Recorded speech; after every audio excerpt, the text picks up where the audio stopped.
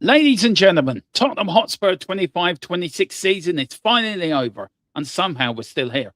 What a year it's been. 3 managers, enough drama to fill 10 seasons of EastEnders, a relegation battle that aged every Spurs fan by at least 20 years, and enough emotional damage to keep therapists in business until 2030. We started the season dreaming the Champions League night, top 4 battles, and a brand new era. Instead, by April, most of us were Googling away days at Plymouth, Preston, and Stoke. At one point, Spurs changed managers more often than some people changed their socks. Thomas Frank arrived, Igor Tudor appeared for a while for what we felt like a long weekend, and then Roberto De Zerbi was handed the impossible mission: please save this football club before we all lose our minds. Meanwhile, Arsenal won the league, Chelsea were beating Chelsea, West Ham were checking our scores every weekend. Hopefully we finally mess up. But somehow, and I mean somehow, Tottenham did what Tottenham do best. They left it until the very last possible moment. Nearly gave us all a heart attack, then we survived. So grab a drink, sit back, let's relive the madness, the meltdowns, the memes, the managers' sackings, the transfer disasters, the Miracle Express, and the season that proved one thing beyond all doubt. Supporting Tottenham Hotspur should come with free medical insurance. Welcome to THFC, till we die. And welcome to my co-host, the man, the myth, the legend, who is the backbone of this channel. You don't see him very often. We do let him out of the of THFC towers now and again. We do give him a bit of an outing, but he's so busy diving into data, intros, outros, thumbnails, and then he pops his head. He went, I need a breath of fresh air. It's your mate, and of course my mate, Colm, from the Manchester United agenda. Colm, how are you, bud? Long time since I do a show for you, but it's great to have you back. Yeah, it's been quite a while. Yeah, it's good to be back. Good to come on back on, talk some football with you, Dermo. Yeah, I've been a very, very, very busy man. Obviously, trying to sort out the business, getting that up and running. And then obviously over here on the United agenda, we've had a bit of a season. So yeah, it's took a lot of time, but yeah, I'm happy to be back on, and I'll have to try and get back on a little bit more. Yeah, and why? Because you're good at what you do. Secondly, when it comes to goalkeepers, and I'm rightly to say this, you played at a slightly high level. Am I right? League 2 level. So no, I was academy level for most of my time. I part of the Sheffield United Academy up until I was 18, and then I went into coaching, and I coached at League 2 level for a couple of years. So this man knows his stuff. This man knows his stuff, and he still has his fingers in football pies. Believe me, I know. I know he does. He does pork pies, meat pies, chicken and mushroom pies. Any other pies you can think of? Steak and kidney. Look, compared to our seasons, look, we started where we started, Colm, and you've had a wonderful season. I'm going to get into that in a minute because I think it's worth talking about. I want to welcome a few people in. I want to say big up to Iceman. He says, big up Dermo and everyone in the chat. Love this intro. Big summer ahead. Coys, big up to you, Iceman. Well, thank the man next to me. He is the one who put it together, who worked day and night to do what happens on this channel. Scoreboards, intros, outros, thumbnails, PDFs. This is the man that does it also. Do give him a massive thank you, because he does a lot for us. He really does. Big up to No Pasa Nada, a member for 25 months. Thank you so much for your loyalty. And 25 months. Wow. Big up to you, sir. Actually, big up to you. It says big up to Dermo. Get that, smash that likes for Dermo. Thank you so much. Really care.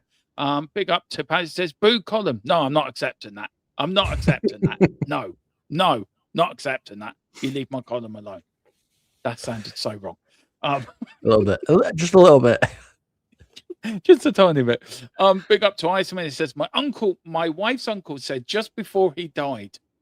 That was nice. I don't know where to go with this now.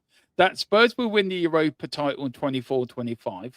Arsenal will win the league 25-26. Spurs will win the league 26-27. He has 2 right so far. Wow. You're going to stick a bet on Spurs next season now, Colin? Do you know? No, not a Do you chance. fancy? Not a chance. I Well, like my Philip money too much. Philip Brady is. He said the last time Leicester finished low in the league, they won the league the following season. He's sticking a tenner on us winning the league next season. That was a complete one-off. I don't think that's ever going to happen ever again.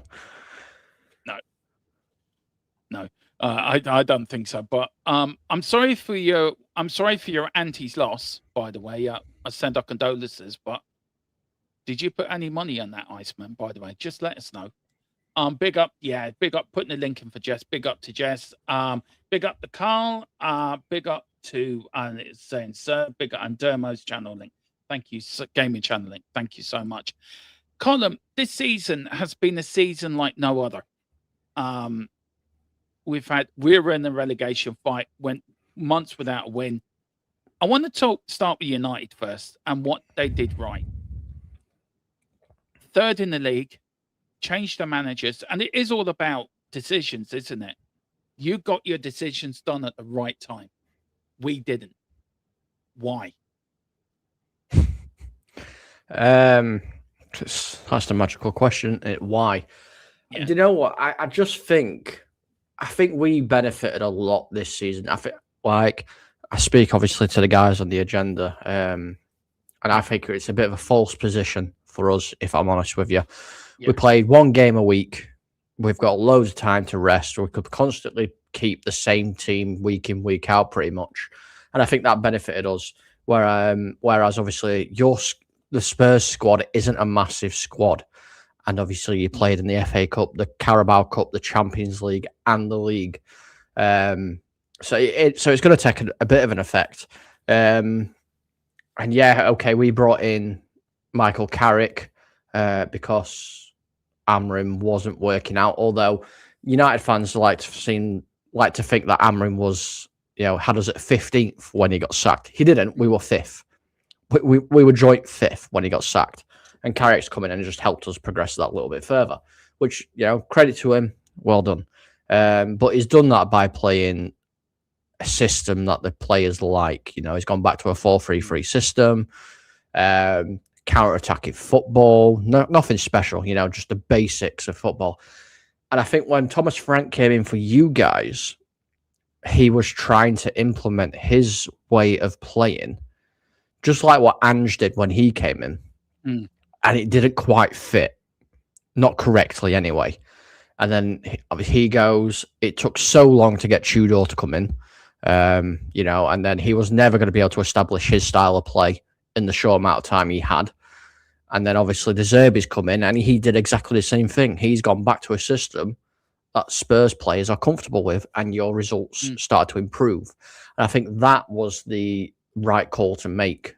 Then is let's just go back to a system that we know that works. Yeah, I agree. I totally agree. And I think this all started for United in the summer. And I want to start there because our transfer window wasn't brilliant, Colin. It wasn't the greatest. Yes, we bought 2 in, but we bought them players in for an Ange system, not a Thomas Frank system. Yes, we bought in Palunia, we bought in Kudos, we bought in Xavi as well. We bought in Morani right at the death as well, which is one that hasn't worked, by the way. But we all bought that for an Ange system. And I think the players at the start of the season were really anti-Frank because of their connection with Ange Postecoglou and the journey that they went on with Ange. I think a lot of them players at the start of the season say, we ain't having this. Especially the likes of Romero, I think Porro as well. And I think, yes, we had a good start, but there was always that bit of discipline in the background. Players not turning up on time. Paratici said that. Paratici went to the Lewis family and said, look, this is what's happening. And then we had the shock of Daniel Levy leaving. And I think personally for me, Colin, I think that was the biggest destabilizer of Tottenham's season was Levy leaving the football club. Now, you and me will never know the full reasons why he left. We can speculate, which is fine. I think we're right to speculate. I think he was pushed because of other reasons. There was a rumor come out that he actually was selling the club, and it was about the distribution of money, that the Enoch and Lewis family weren't happy with the share they were getting. There's other rumors that he was fired because of Viv didn't like him. We've heard rumors that he had his stuff chucked at the training ground outside his house. He wasn't allowed back into Tottenham. There's a lot of different things, but I think that was when the wheels came off, because Thomas Frank then lost his support group around him. Do you think that's when that? Do you agree with me that the wheels come off then, or do you think it was done sooner than that? I think looking at your season, like looking at it as a whole, I think the wheels were hanging on a little bit before then. I think things were starting to happen before then. But yeah, I think looking at it, him leaving did cause a massive problem because, like you said, Thomas Frank had his support, his backing, and everything like that.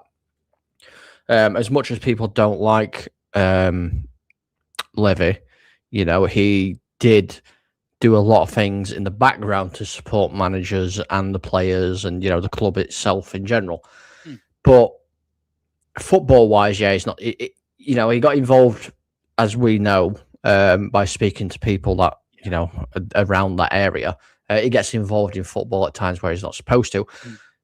Like you said, we're never going to know why or how it happened, but I think it's like, if I compare it to just any business, if somebody at the top of the business leaves, it's going to cause a ripple effect regardless, no matter if it's football, a business that runs and sells chocolate, or a clothing business. If somebody at the top leaves, things are going to happen because it's a complete restructure, and that does reverberate down. It does. And I think Daniel Levy leaving was the biggest culture shock to Tottenham in the generation, because I do believe Thomas Frank would have been sacked earlier under Daniel Levy. I think we can both agree on that. But if you look at the Glazers, you look at Ratcliffe and what he did at United. Now, I agree, Amarin sacked himself. I do understand that, right? But he was still sacked. And the way you made your decision was, right, he's gone, bringing this man in for once, and then we're going to bring in Michael Carrick, a man that knows the football club, play under Sir Alex Ferguson. I'm sure Sir Alex had a bit of a say in who came in as well, by the way. I'm sure it was put over his desk. What do you think of this? And you got and you say Carrick played the football that suited the players, but you did it in the correct order. We didn't. We had Vinay, Lang, and bumbling along. Paratici was saying in November, this man has to go, and nobody listened. Paratici then buggered off, and look what he's done at Fiorentina. I think we made a mistake. So I think Paratici was probably a very good director of football, but I don't think he will ever come back. And it was left to go on and on, Colin. And by that time, you do get to a point where your season can be damaged, can't it? It can go beyond we can't pull this back in. Do you feel that I do as well, that we've had Vinay putting out statements this week, 2 interviews. I did one yesterday, I covered one yesterday. We've had the Lewis family with their letter. We've had De Zerbi out with his after season thing. When it comes to the criticism of Lang and Vinay and Daniel Levy, it's still the same ownership, isn't it? That's running the club for the last 25 years. It's no different. I mean, Simon Jordan said that. It's no difference. Do you think they have to take massive responsibility for what happened this season, the Lewis family?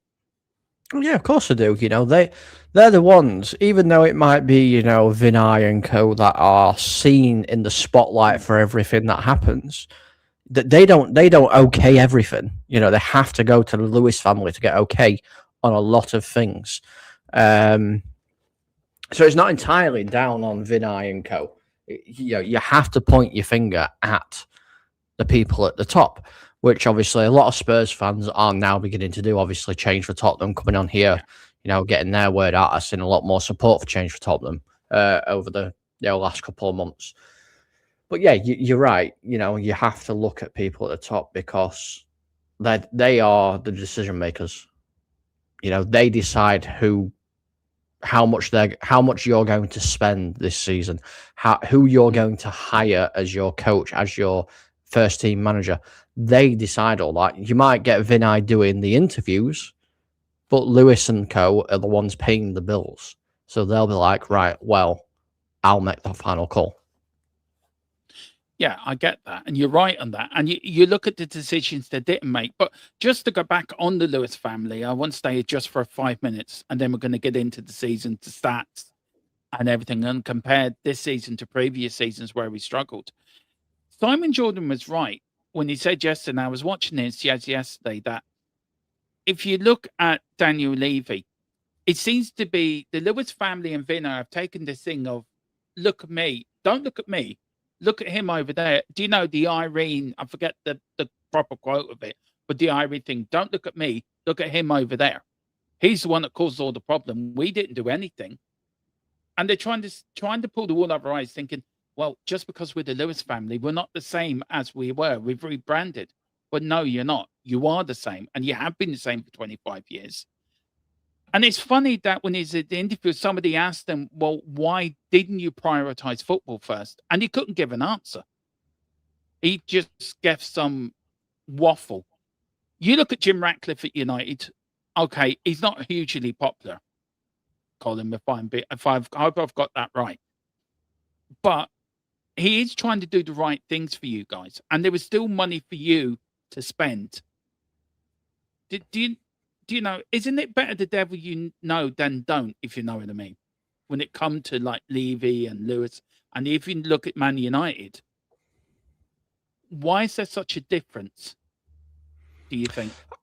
I think the biggest difference, Dermo, and like this, I think this is the biggest difference is, yes, we might not, obviously we don't appreciate our owners at all from what they've done. No. And a lot of people are turning to start to like Jim Radcliffe because obviously it's been a successful season under him. Last season we won't talk about. This season it's been successful. But there's still a lot of things there. I mean, I don't like Jim because he's facilitated the Glazers to carry on owning the club, and was like we paid off. I think we paid off 180 million pounds worth of our debt this week. Yeah. And that's just the interest rate. So we haven't paid any of it off. We've paid the interest off. No. So it's kind of like, I get what he's trying to do. I appreciate it. But I think the biggest thing is we have, not everybody, but some people are working with Sir Jim and everybody else are football people. They're not business people. They are football people. Yeah, exactly. Like, who was it yesterday? The lad you had on your show yesterday. Oh, I can't remember what I did 5 minutes ago. It's the Arsenal fan, isn't it? Oh, Nick. He was saying, obviously, the guy that left Arsenal to go to Spurs, he isn't really a football person. He's a business guy. No, he's not. And I think that's what you need. You need a football guy to come in. Yeah, I agree. I wholly agree. I completely agree. And look, use the football out there. Use the Glenn Hoddle. Use the Aussie. Use these players that have got experience, to Steve Perriman, and players that have played for the club. Get a little sort of, do you remember Liverpool did back in the day? They had a sort of boot room, didn't they? That all these actual Liverpool players, and it was left to them. I agree, Colin. I think it's a total sham. Big up to Tequila. He says, good name, shame about the club he likes. I know. It's over there. Giant, we'll get onto that in a minute. We'll get into that in a minute. Dermo, have the clown gone yet? Sorry, the clowns. No, not yet. And they're not likely to. So the fight continues. The fight for freedom continues. You know me. I'm from a rebel country. Colin's from a rebel county. We know what it's like to fight for our freedom. And we will get there one day. Big up to Iceman. I would rather leave you take over Tottenham than that Lewis family. Wow, that's something. Big up Tequila says, big up to my own channel mates, Colin and Dermo. Big up Tequila. Hope you're doing well. And I hope you are feeling better. Why you haven't seen Tequila on the channel, he hasn't been well recently. I'm sure he will be back in the future. But all wish him well and wish him a speedy recovery in the chat, guys, and show him a lot of love. He is sorely missed on the channel. Big up to Dermo. We're 17th next year, or do we go down? No, I'm sorry. Sarko Dermo and Sad Dermo is gone. Delusional Dermo is back, and he's staying back. We're going to finish in Europe next year. We're finishing seventh place next year. If we don't sign Pal, it'll be a crime. Yeah, no problem. Together. Yeah, it was. Nick was asking, Colin. Any truth in rumours Paulina is going to Sporting? So the latest we have in regards to Paulinia, I've kind of like spoken to some people. So the latest we've got is that Paulinia, that are reporting that Paulinia has reached personal agreement in principle with Sporting for a return, but a deal with FC Bayern Munich is nowhere near completed or done yet. The main issue of this whole thing is a structure. Sporting want either a loan or an option to buy with a reduced permanent fee, while Bayern Munich would prefer to recover as much as their investment as possible. Tottenham are willing to offer a straight cash. Sporting, not so much at the moment. I think Paulinia is probably swaying towards Sporting a little bit more because obviously it's his childhood club. Started out there, wants to go back there. He's in the twilight of his career. Apparently, he's willing to reduce his wages to try and help it happen. But it is a bit of a mixed picture because obviously Paulinia really enjoyed his time here with Spurs. And he spoke very positive about staying with Spurs. But like I said, currently Portugal is his hometown. It is his home country. And he might decide to go back there. There's no advanced talks at the moment, so it is it is Paulinia's choice on where he wants to go now. Yeah, and there was news out there, people pointing out that he'd agreed personal terms. That's not true, and we said that on this channel as well today. As I said earlier, guys, when it comes to transfers, and Colin will back me up here, this channel is your home for breaking news and accurate 100% news. We don't deal in fake news. We don't deal in made-up news. We don't deal in made-up transfers or just get clicks or bites. We don't do it on here. All we do is give you the news that we get, which is 100% right. Look, we've been out on this channel. I think, Colin, you can back me up in this, bud. We've been 90% right in our news. Would you say we've got a 90% I'd say around there, yeah. I'd say around there. And obviously, you spoke about Senesi as well. And I don't understand how people are like, is it a here we go or not yet? Because Fabrizio Romano tweeted about it at 8:10 this morning. That it's a here we go. So I'm not quite sure. Yeah, I'm not quite sure why people are doubting it. 'Cause it is literally gone out. You know, it's a 4-year contract. 4-year deal, and we broke it last night on the podcast last night that it was here we go, Dave. So Dave, that's 2 in. Andy Robinson and Sensani as well in the door. Unlikely, but thank you. Oh yeah, big up to Iceman. We've got one question here. People coming in with some interesting questions, Colin. So it's good to have you on, actually. I'm sure I heard Levy was being investigated by the club due to some kind of financial irregularities or something. There has been a lot of rumors about this, hasn't there, since Levy left, and a lot of the Lewis family investigating it and all this. Personally, for me, Colin, I think it's a load of BS. I think it's just the Lewis family trying to muddy the waters. I think it's more to do with ENIC as a company than it is to do with Tottenham Hotspur.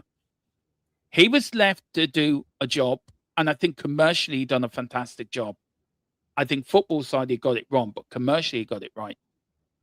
Why do you think there was such a major fallout between Joe Lewis and apparently his surrogate son? And and I don't believe this. I don't look surreal. I'm not saying there may be news out there, but I will find it very hard to believe that, wouldn't you? I mean, it'd be very difficult because Daniel Levy was a very, very savvy businessman. You know, you look at the infrastructure he has built. You know, the I know people don't like it, but obviously the stadium, the hotels, all the other kind of stuff that he's helped build. I'm not sure whether or not he is being investigated. Like I said, unless it comes to mainstream media and it is 100% guaranteed of why, it happened and why he's gone, none of us will know. So it is just pure speculatism at the moment, and everything's treated as a rumor until it's out. Yeah, exactly. And look, for me, I just don't think I couldn't see him doing it. I couldn't see him doing it. I think personally for me, and we're going to move on from this, but I think personally for me, it was all to do with the takeover. And apparently there was a talk of takeover with Amanda Savely at the time. I think we broke it on the channel about back in late August, I think, about it. But look, I do think it was a major destabilizing factor to Tottenham's season. Tequila saying, why should we be excited about a defender that's worse than Romero? I don't think he is.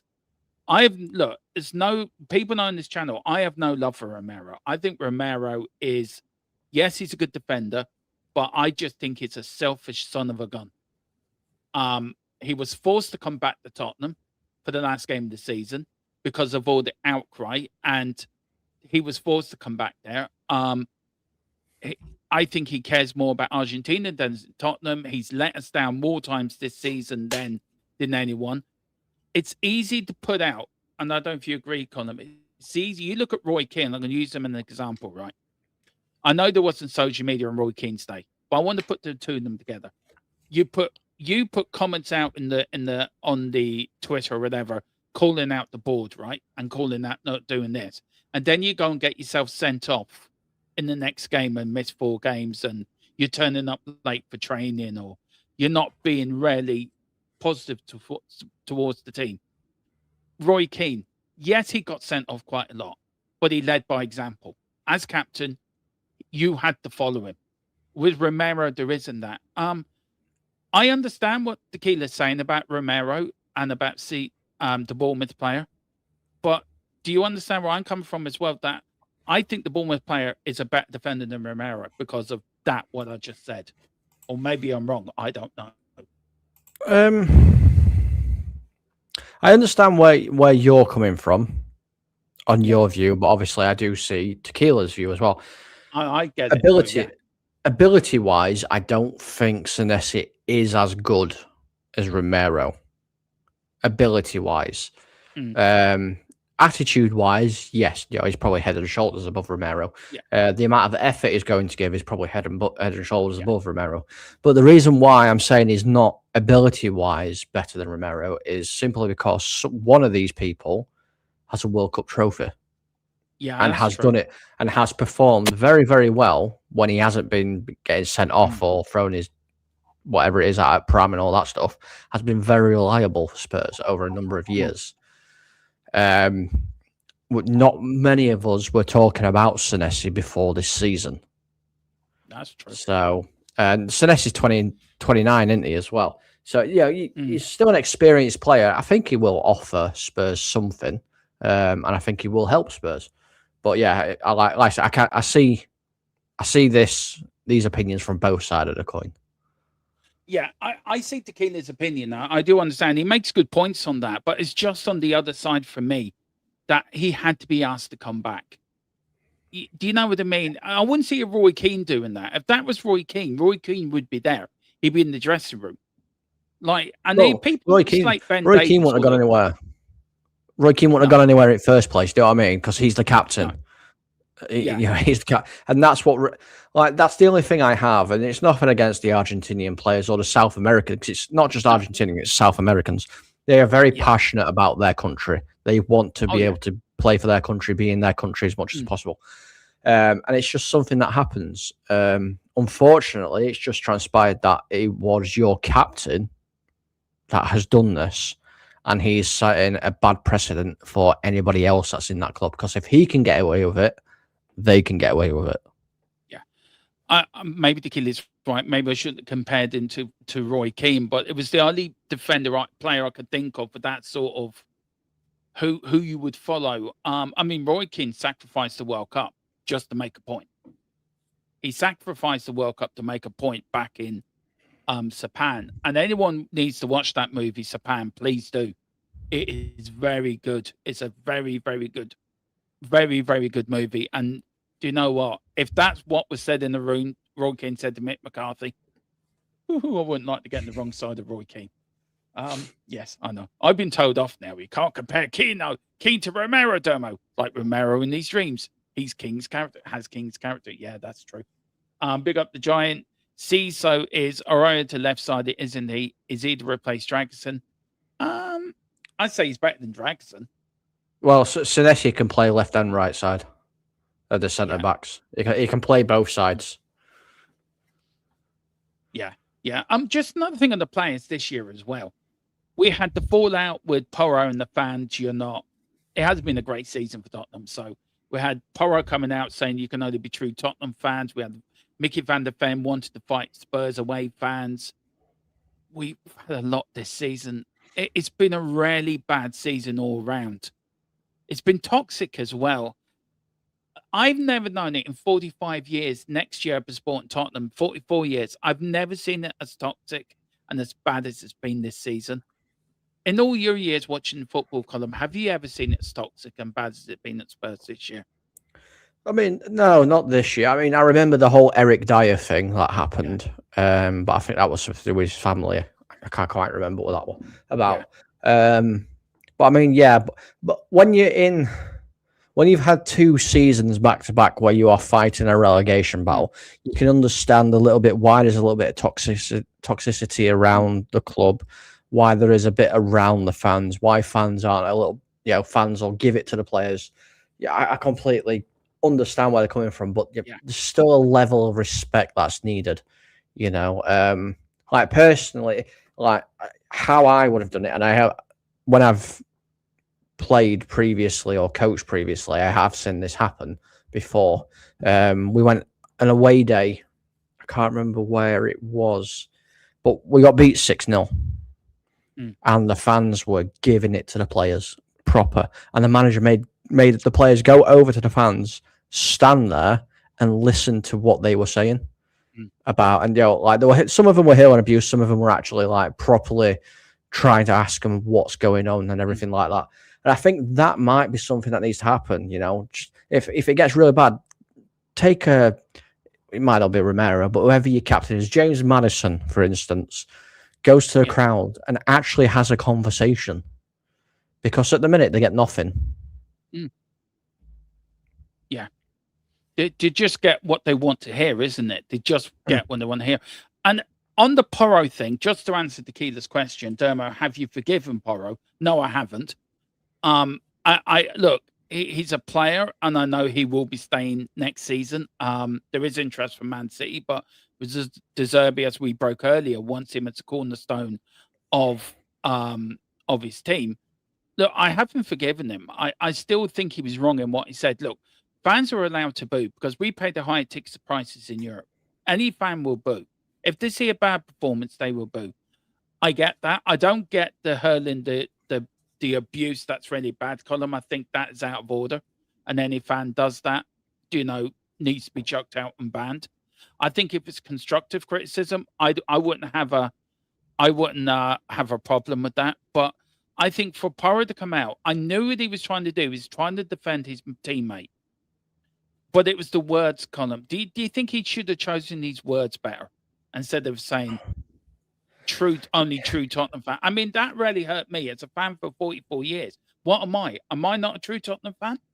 Yeah. What does that make me, or Tequila, or James? Does that make us true fan? It was the words he used, really badly timed. I get what he was trying to do, but would you have choose different words? And I think he should reflect on that the next time he tries to come at us. Yeah. I mean, the wording was completely wrong, because he's going on about true Tottenham fans. How long has Porro been at the club?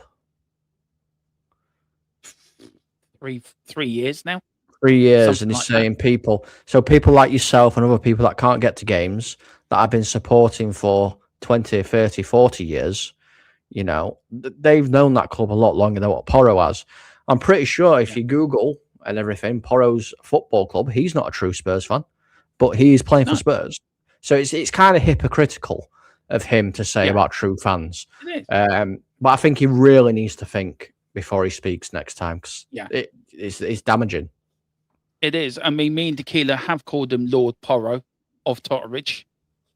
He's King Porro as well of the centre circle, and he's also been known as the jester that dance in front of Daniel Levy every time Daniel Levy wants to make himself happy, so he brings the jester in. There we go. We've got Jarl Porro. There's a new nickname for him. You can tell me and Tequila don't really like him. Yeah, just a little bit. I don't know if yeah, just a little bit. Porro more than happy to get to cheers. He can't handle the booze. Lack of character, in my opinion. Yeah, yeah, that's true. I would love to know, as a United fan, back in the Champions League, congratulations. Would you touch any of our players with a barge pole column? I think I've said this before. There's only one player I'd take from your squad, and that's Bergvall. No, Bergvall. Why? Now, a lot of people give Bergvall and Gray hate. I am going to get on to that, but why Bergvall? Bergvall has unbelievable amounts of talent already, and he's only young. He's only going to get better with the right coaching and the right tutorship. I think Bergvall's got a very exciting future ahead of him. I love watching Bergvall play. The way he plays, it makes some of the more experienced players look like they don't even know what they're doing. So, I wouldn't mind Bergvall, but he's the only one I'd take. Would you not? You were after Mickey van der Ven for a while. Would you not take Mickey van der Ven, or is he a bit too injury prone for you? Well, yeah, he's a bit injury prone for me. And the other thing is, without his pace, is Victor Lindelof. I know that sounds weird. No, I agree. No, I agree. He is. Is Victor Lindelof without his pace? So, no, I probably wouldn't take him. But he's had quite a lot of injuries. And because of the way Van der Ven plays, because he is high burst acceleration style of play, he's not going to be able to sustain that for a longevity career. He's going to have to learn how to change how he plays, because that causes injury. Because the amount of pressure that goes into your muscles from static position to bursting at full speed like he does takes enormous stress and tension onto your muscles. Yeah, it does. Big up to Sharon as well. Big up. Welcome. Hope you're okay. I hope to answer your question, Tequila, about that. I want to move quickly on. A lot of fans this year, right, a lot of fans in the summer since their season end, we had our season awards, and a lot of fans have gone really anti to Archie Gray, who won our Player of the Year award, voted by fans, by the way, and he won 3 awards. Now, I like Archie Gray. I like him. I like Bergvall. I think that the future, De Zerbi called him a future captain of the club. And I think when it came to it, he's a young player that was rarely stood up to be counted when we needed him. He's came in and he's played 4 different positions. He is a central midfielder or a DM, but he's played left back, right back, centre back, DM. He's played in every position bar his own. And when we needed him, he's always performed. Maybe not the greatest player on the pitch, when it comes to putting it in there, aggression, 100%. He's always tried, and that's what you want from a player, at least to give 100%. And him and Bergvall, I think, did that. I don't get the hate Archie Gray gets. I really don't. I don't think he deserves it, and I'm stand by that, and I keep standing by that. I got a lot of Leeds fans said they take Archie Gray back in the morning. They love him up there. He comes from football heritage. You know his football history as much as I do. Call him the Gray family are a dynasty within themselves. So, are you a bit puzzled when you hear fans saying it was disgusting that Archie Gray got Player of the Year, should have been Palunia? Are you sitting there scratching your head a bit like me, thinking, what? Palunia, yeah, he scored important goals, but he didn't perform when he was performing games. He did not perform in all the games, to be fair, and he had bad games as well. But Archie Gray, he may be young, but he gave 100%. Do you sit there scratching your head thinking, what? What you on about? Well, I mean, I think you've got to sit there and scratch your head and be like, what are you actually on about a little bit? I mean, Archie Gray appeared 24 times for you, 2 goals, 2 assists Yeah. this season. And I think people need to remember, you can go on about, Polinia should have had this, Polinia should have had that. I don't think Polinia. When did you sign Polinia? Were it January? Or were it beginning of the season? Summer, beginning of the season. Beginning of the season. So you're comparing somebody who's at the end of his career to somebody who's 20 and only started his career. For what Archie Gray has done for 20 years old compared to what Apollonia has done at 29, 30, 31, however old he is, it's night and day, really. I mean, I don't understand why Spurs fans are turning on him. Maybe it is because, he arrived with a lot of expectation for him and he hasn't quite lived up to that expectation yet. Because obviously he was very bigged up by a lot of Leeds fans and, a lot of Spurs channels made a big deal about him coming and he hasn't quite gone there just yet. But you've seen glimpses. You've seen glimpses of it. But yeah, I mean, he's 20 years old. You got to give the kid time. Yeah, I agree. I mean, this is Paolunia, right? He's played, done this earlier. He's played 388. He's played 45 games for Tottenham in all competitions. 3 goals, 7 assists, 388 games in total, 8 assists, 36. I mean, look at the amount of clubs he's played for, by the way. A lot of them are loans, but he has played for 1 to 5 clubs altogether. Archie Gray, for me, and Bergville are the future of this club, are the future of our midfield. And you got Archie Gray who's going to sit there in the 6. You got Bergville who's going to play as an 8.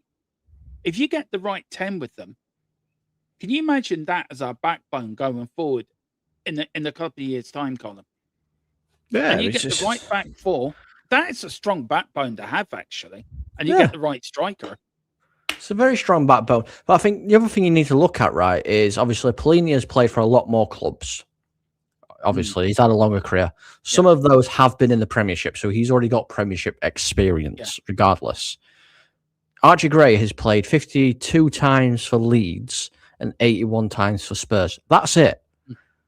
That's it. He's played less than, less than 200 matches compared to Polini's 800 and whatever it is. I think it's a bit harsh. Would you take them two at Man United? I wouldn't take Gray. I wouldn't take Gray because I think he'd be a bit wasted at United, if I'm honest. Because obviously we've just signed, that Edison, and we've got Kobe Mainu. Yeah, I think it's pretty much done now. Yeah, and he's got Archie Gray and Kobe Mainu were very similar. They're too similar for me. I love Mainu. I love Mainu. I'm a massive fan of his. Yeah, but I think they're too similar, so we couldn't have them in a team together. But I'm never dropping Mainu for Archie Gray. No. I just think Archie Gray's got such a future. He really has. And I don't get this Paolunia should have been getting Player of the Year. I don't get it. I don't understand it. And I never will understand it. But everyone's entitled to their opinion. But I don't get that one. Big up to William Webb. I haven't seen you why, William. He says, big up, guys. Tequila on the tequila. Yeah, he is. He's been on one massive, what would I call it? Column. One massive piss up. Yeah. Session. Yeah. I bet Dermo used to say that about, no, I didn't. No, Winks and Skip. No, I didn't. I criticised them quite heavily. Winks is at his level now, playing League One. And I don't know what happened to Skip. Don't know where he is now. He's probably making cupcakes for Mr. Kipling. Big up to Nigel Crack. Big up Nigel. He says, hopefully Spurs can be top 6 next season. I agree with that. Brilliant stadium, but pitch needs to be relayed to stop all those injuries and pick up the key players. Big up to you. Yeah. Oh, is he still at Leicester? Oh, okay. I thought he's making cupcakes for Mr. Kipling. Skip. Victor Lindelof denied you an equaliser in the Europa League final. No, Victor Lindelof, obviously I know what you're saying, but Victor Lindelof might have never done that in real life because we're on about Victor van der Ven. But Victor Lindelof won Premier League trophies. He won a Champions League trophy and he never finished 17th back-to-back at Manchester United. I love it. Sorry, Loan, but Lindelof's a better defender than Van der Ven. He just didn't have the pace. I missed you. This is why I've missed you on here. It's the comebacks. Yeah, just wind them in and smash them out of the park. Oh, It's banter. It says Richie. Yeah, please come and get Richie. Yeah, come and get I'll Richie. tell you what. Richie's a fantastic player. Okay, we'll take Richie. You take Agate. Yeah, deal. Oh, mate, if you get Agate, you're shipping goals and not winning a single game all season. Yeah, good done. Anything to get rid of Richie. William Rem says, I believe it's the training pitch, not the main pitch, that causes the injuries. I read an article when Ange was there. It was a possible issue. Yeah, just very quickly on Vinay, who's saying that the training facilities is more like a 5-star hotel dinner. He was really criticizing the training facilities. Look, we've had the injuries with the pitch. We're the most team in the Premier League to lose injuries. Is it the training facility or the retractable pitch? If you could put your finger on it, you've been in the football industry. Where's your finger going? It's very difficult to pinpoint it to either or, to be honest, because a lot of teams now train on artificial pitches anyway. Yeah. They don't really tend to train on grass anymore. No, you don't tend to really play on grass anymore either, to be fair. They're artificial as well. I probably would blame the retractable pitch out of anything. Yeah. Because your injuries have gone up massively since you went to the new stadium. And that pitch has been put in place. Because at White Hart Lane, it weren't ever really that bad. I know, obviously, other things have upgraded, the training centre and everything's upgraded. But maybe it is a case of a bit of both. I couldn't tell you. Without physically going there and playing on it myself and feeling the difference, I wouldn't really know. No. Maybe. That's not a bad shout, actually. Right, let's go through the stats of this season, guys. Me and Colin are going to go through it. This was Tottenham's season. After 38 games, we've finished with 41 points, 10 wins, 11 draws, 17 defeats, 48 goals scored, 57 conceded, 41 points. But that is not the story of the campaign. Our home record is where the problem lied. Out of 19 games at home, we only picked up 15 points, 3 wins. They were against Brentford, Burnley, and Everton. 1 at the start of the season, 1 at the end of the season, and 1 in the middle. A game I was supposed to go to, and the go and bloody win. We've had 6 draws and 10 defeats, 22 goals scored, 31 conceded. You compare that column to our away form, 26 points out of 19 games, 7 wins, 5 draws, 7 defeats. Just very quickly, the home form has been horrendous. That is where our main problem on the season really started, didn't it? Not winning the home games. Yeah, 100%. I mean, the thing is, you have to win your home games. I know it's the whole cliche, you have to, but you do. You're in front of your own crowd. You should have all the momentum. You've got all the backing. You know, you outnumber the away fans like 5 or 6 to 1. Do you know what I mean? So it's so strange. It's almost like Spurs don't want to play at this new sparkly, shiny ground, because it's not the first time since you moved in that you've been struggling to finish your games at home. You like traveling away, and it's something that needs changing very, very quickly. It does. I mean, 20 wins in 76 Premier League games, Colin. It is shocking. And 35 defeats in 76 games. That's some shocking stats. That really is a shocking stat. Of course, in the League Cup, we did play Donny. Yes, I remember that. The boys did that. Tequila and James did the watch along to that. I know Colin was praying for an upset. Didn't get it. Sorry, Colin. And then we did lose to Newcastle in the 4th round. And then in the FA Cup, of course, we lost to Villa in the 3rd round. Champions League, we did a little bit better, round of 16. 6 wins out of 10 games. I think we remained unbeaten in the league phase, and we're still unbeaten at home in Europe as well in the new stadium, which is kind of head scratching. This was our winless run. 14 games without a win, 8 defeats, 6 draws, 15 goals scored, 25 goals conceded, 118 days. Our last win was, of course, that 1-0 away win against Crystal Palace, and who scored? Yes, Footballer of the Year, Archie Gray. People forget that. And they were the two men that were, responsible for it.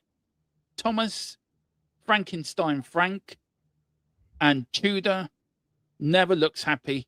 Tudor. Colin, that is some winless run, isn't it? 14 games without a win. That's horrendous. Yeah. I mean, It's I not don't the best think United reading. had that, have they? I mean, I think we went through a stage where it was quite close, but I don't think it's been that bad. Yeah, it's not very nice reading at all, but this shows you the importance of continuity, You've gone from one manager to another manager who have totally, completely different play styles in the middle of a very tough season where you're not getting it right to begin with. It's a bit of a strange one. I mean, I didn't even realize it were 118 days. Yeah, it is remarkable. Here is Thomas Frank, came in to replace Ange Postecoglou in all competitions. He played 38 games, 13 wins, 11 draws, 14 defeats, 59 goals scored, 50 conceded, 48.68% win ratio. Then we had Ivan Tudor came in 7 games. Well, his record is just ridiculous. 1 win, 1 draw, and 5 defeats. I think that 1 win came in the Champions League, I think. Not in the Premier League. The draw we got was at Liverpool. But yeah, he was shocked. And then Colin, this man, the legend, the man that me and Tequila were very apprehensive about him coming in. We both did a show in it at the time he was hired. We both said the same. But I'm gonna be honest, I've been swayed and I've been swung over by him. I think he's fantastic. I love him. For me, he's a legend just by doing what he's done. Whatever else he does, it's going to be a massive bonus. 7 games, 3 wins, 2 draws, 2 defeats, 8 goals, 7 wins, a 57.14% win ratio. Of course, it's after 7 games. But do you get what I mean, Colin? This man is a legend for what he did to keep us up. I think you're going a bit too far saying legend because, it's 7 games, 3 wins, 2 draws, 2 losses, 8 goals scored, 7 conceded. I mean, they're still not fantastic numbers. Like, regardless, they're still not fantastic numbers, especially when you actually look at who some of those clubs, who some of those teams were as well. No, I get it. That's the other thing you got to factor in. Right. I mean, he's a very good manager. Don't get me wrong. De Zerbi is a very, very good manager. We've already seen what he can do over in France and in England previously.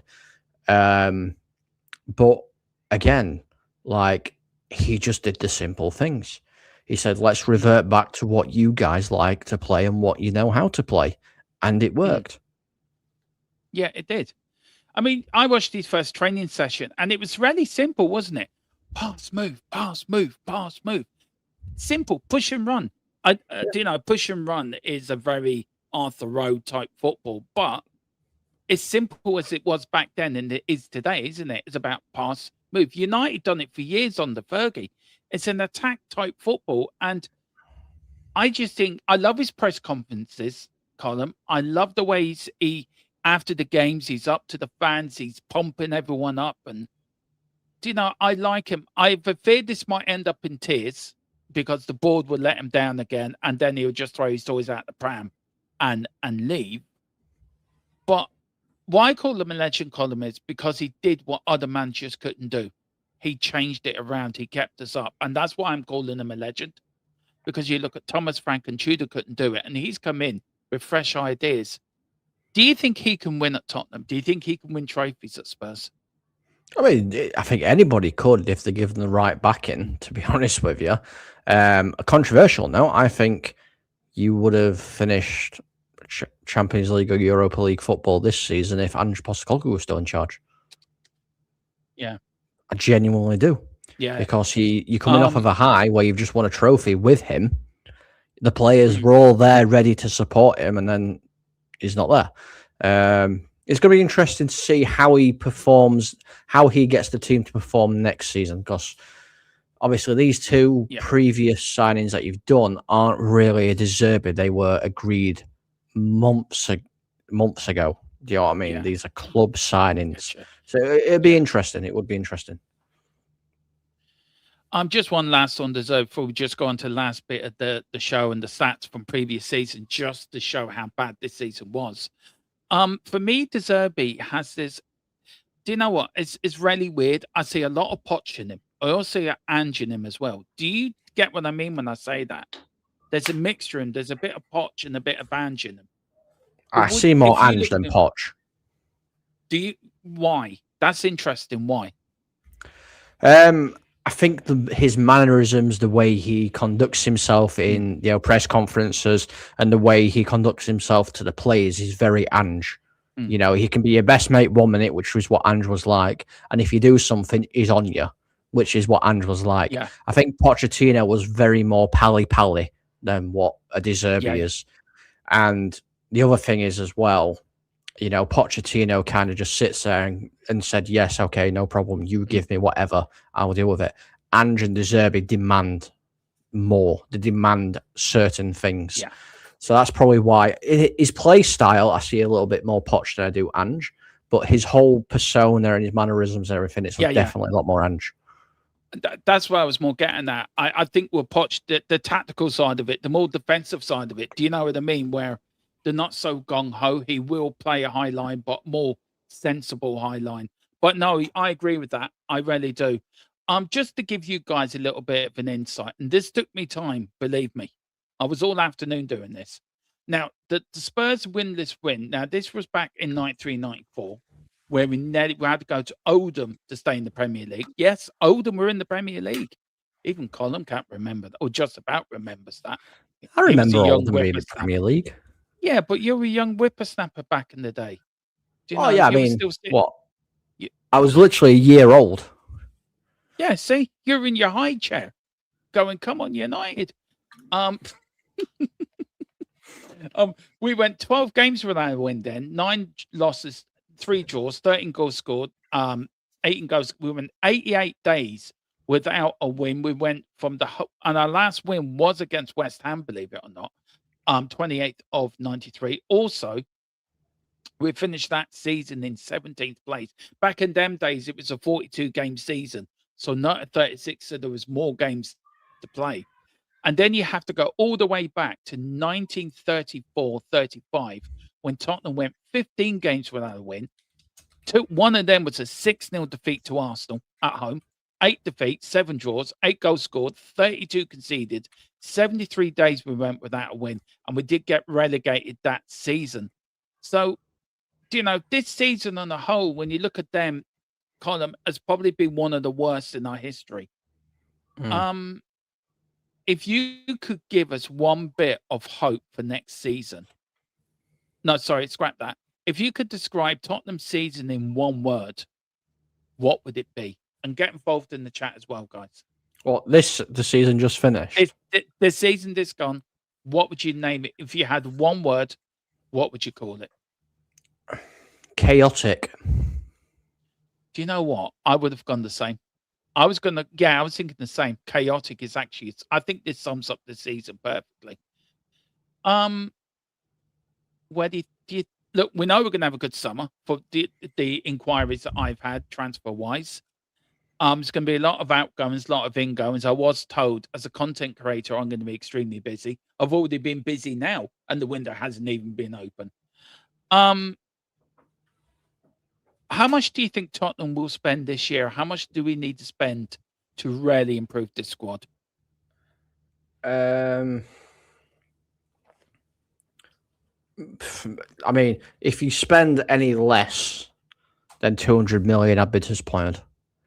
I think, if you're wanting to push on and reach the top epsilons of the league, like, if you want to be challenging and everything, I mean, you're easily going to have to be spending at least £1 billion, which obviously you can't do in one season. No, it's impossible.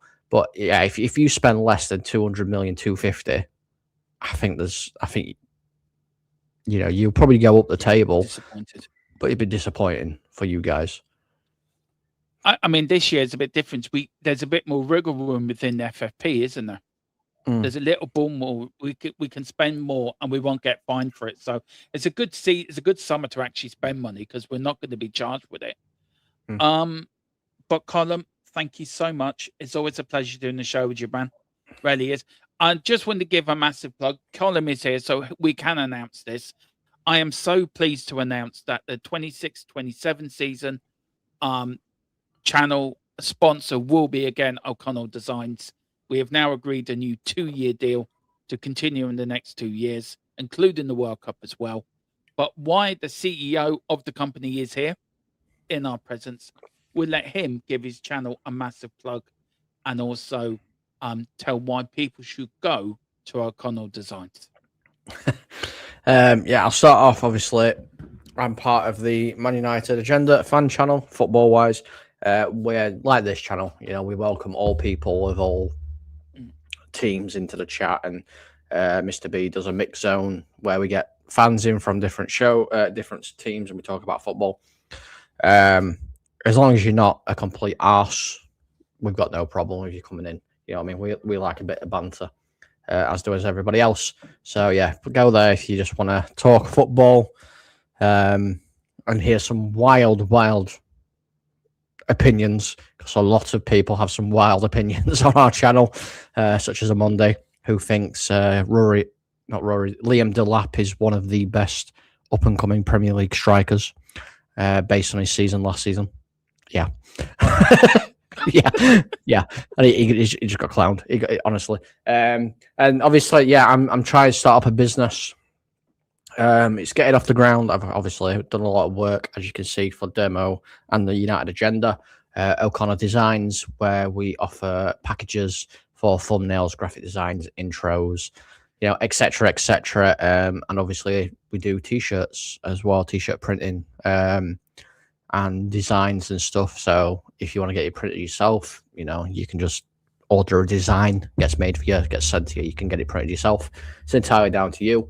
But I'm sure Dermo will go into more detail when, obviously, we've sorted out all the merch and everything for this channel. Yeah, we are. We're going to bring merch as well. But I can't wait. The merch will be up after I come back off holiday. I'm going on holiday for 10 days. So you will be seeing a lot more, Colin, before he goes on holiday. He will be doing shows. James will then be taken over.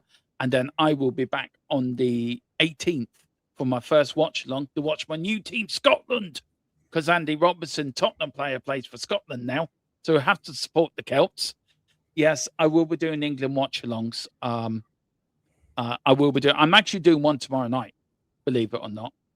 Everyone's going to be shocked I'm doing one, but I decided to do one because it's not called a watch along, it's called a band. What are you shaking your head for? I just don't get international football. It's boring. I get you. That's my football season done. Yeah, we are going to do the World Cup. But yes, merchandise, there is loads coming out. We're doing t-shirts, hoodies, hats. I think mugs as well we talked about, didn't we? Potentially, yeah. Yeah, potentially, we'll see. We'll see. I need to sit down and talk to my business manager. Hello. But do give Colin is he there? Where is he? He's gone. Look at him. He's back again. Do give Colin a massive. Put your link in, by the way, Colin. Put your link in for the United Agenda. Put that in there. Do give Colin a big thank up in the chat. I mean, behind the scenes this season, he's done so much work for me, as well as working a full-time job as well. He's done the intros, the outros, the thumbnails for me. He's done PDFs for me. He's done my studios. They will be changing. We're coming up with new designs for that for next season. We're getting a total upgrade on the channel. But yeah, please give a big thank you to Colin, because he does work in the background, and he does a lot of work for me in the background side of things, tech side of it. So guys, do big him up in the chat, big him up in the comments. Do hit the like for the United Agenda as well. It's a great channel. I love going on there and talking with him and Mr. B. They've got one of me on there, a delusional United fan. I'm the delusional Spurs fan. They do have one, but there. Do go over the United Agenda. The link below, the emails below, and if you do the promo code, I hope it gets right, THFC TID 26, you get 10% off your first order. So do that as well. What have you actually done, Dermo? Sat here for 50 odd matches, gone through loads of pain, tantrums, throwing my toys out the pram. And message me going, can I have a background for this? Can I have a new intro for this? Oh, bless him. I'm getting massive. I am getting a massive update soon. But no, yeah, it's been one. I'm tired. I need a break. I need a holiday. So I can't wait to my break. But yeah, Colin will be taking charge for a little while, and then James will be taking over from Colin, and then I'm back. Big up to Unknown. I take Delap on the cheap, give him another chance on the De Zerbi. That's not a bad shout, actually. Not a bad shout. Hey, you won't get in for cheap though. Yeah, I don't want that. And then Lono's asking you, why isn't United going for Bruno G? I think he's better than Tioli or Tonali. Because Bruno G isn't the player that we are trying to get. Like style wise, play wise, and obviously money wise as well. Bruno G is kind of not for sale almost, and he's been priced out quite a bit.